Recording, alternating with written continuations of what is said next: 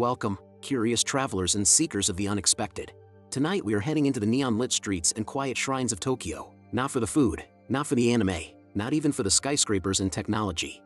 No, today we are going to uncover Tokyo's strangest rituals and traditions, the practices that seem bizarre to outsiders but are deeply rooted in Japan's culture. This is the Tokyo you won't find in the guidebooks, where everyday life blends with ancient superstition. Our journey begins with the Shinto shrines, where everyday Tokyoites go to seek blessings and protection. To a foreigner, the ritual of cleansing at the purification fountain might seem simple, but in fact, every detail matters. You rinse your left hand, then your right, then your mouth, spitting the water quietly to the side. This is not just about cleanliness. It is about purifying your spirit before stepping into sacred space. And once inside, you clap your hands twice to call the attention of the kami. One of Tokyo's strangest and most fascinating traditions takes place during the Setsubun festival in February.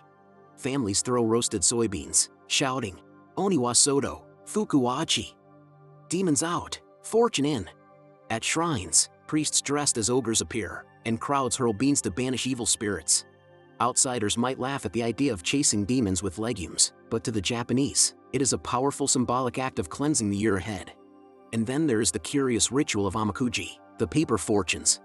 At temples like Sensoji and Asakusa, visitors shake a box until a numbered stick falls out. The number corresponds to a fortune, ranging from great blessing to great curse. If the fortune is bad, people tie the slip of paper to a rack or a tree, hoping to leave the misfortune behind. If it is good, they tuck it into their wallet or bag, carrying the blessing with them.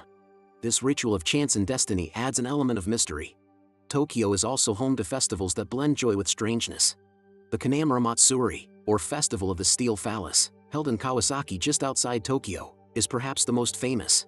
Gigantic phallic statues are paraded through the streets, candies and souvenirs are sold in their shape, and everyone laughs and celebrates.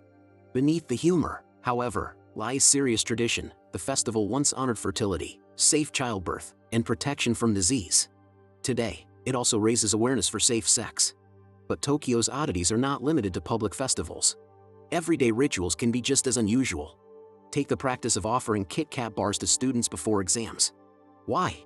Because Kitokatsu sounds like sure to win in Japanese. A simple candy becomes a charm for success. Or consider the custom of visiting shrines dedicated specifically to business prosperity, like the Kandamyogen Shrine, where office workers line up in suits to pray for successful deals and good fortune in the corporate world.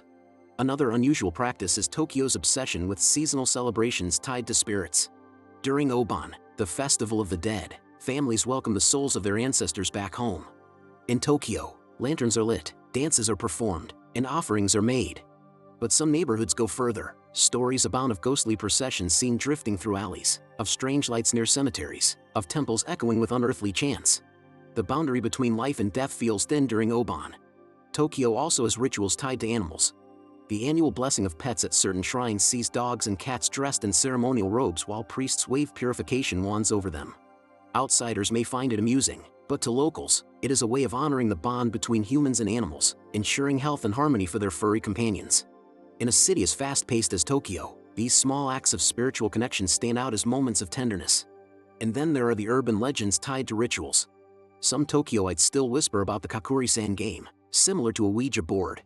Participants place their hands on a coin over a sheet marked with Japanese characters, calling on a fox spirit to answer questions.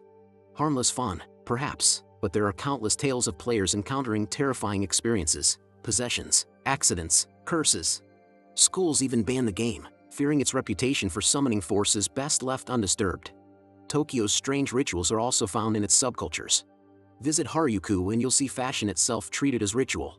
Young people dress in elaborate costumes, embodying characters or entire lifestyles, creating a sacred space of identity and expression. While not religious in the traditional sense, these acts are charged with the same devotion and intensity as ancient rituals. To walk in Harajuku on a Sunday is to witness a living, breathing performance of modern spirituality disguised as fashion. Food rituals also play a big role. Eating KFC on Christmas, though strange to foreigners, has become a Japanese tradition. Lines stretch out of restaurants as families pick up buckets of fried chicken, treating it as festive as turkey or ham elsewhere. In Tokyo, restaurants sell Christmas packages with champagne and cake included. What began as a marketing campaign is now a beloved seasonal ritual, a reminder that traditions can be created as well as inherited. And let us not forget the ancient ritual of hanami, cherry blossom viewing. In Tokyo, crowds gather in parks like Ueno or Yoyogi, spreading blue tarps under blooming sakura trees. But beyond the picnic atmosphere lies something profound. For centuries, cherry blossoms have symbolized the fleeting nature of life. Sitting beneath the blossoms as petals fall around you, you are reminded that beauty is temporary, life is short, and moments must be cherished. Tokyo also has countless shrines dedicated to specific needs.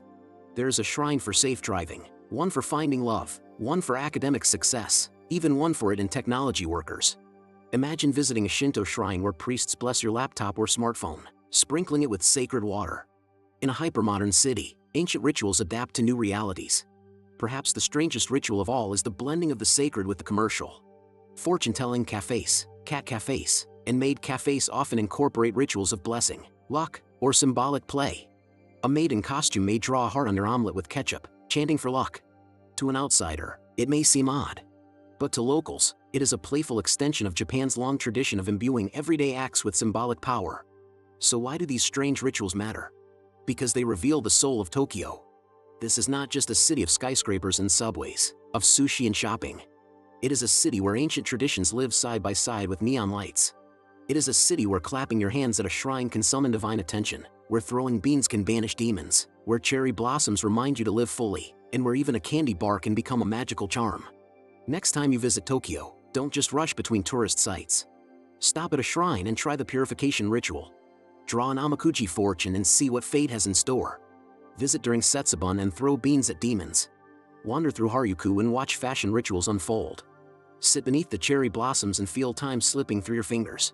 Because Tokyo is not only strange, it is wonderful, it is alive, it is a city of rituals that continue to shape the hearts of millions. And if you open yourself to it, you might find that Tokyo's strange rituals and traditions change you too, reminding you that even the smallest acts can hold meaning, and that mystery is always closer than we think. If you liked this video, don't forget to give it a thumbs up. It really helps the channel out. Share it with a friend who loves a good mystery as much as you do. And if you haven't subscribed yet, now's the perfect time. There's plenty more to uncover, and I'd love for you to be part of the journey.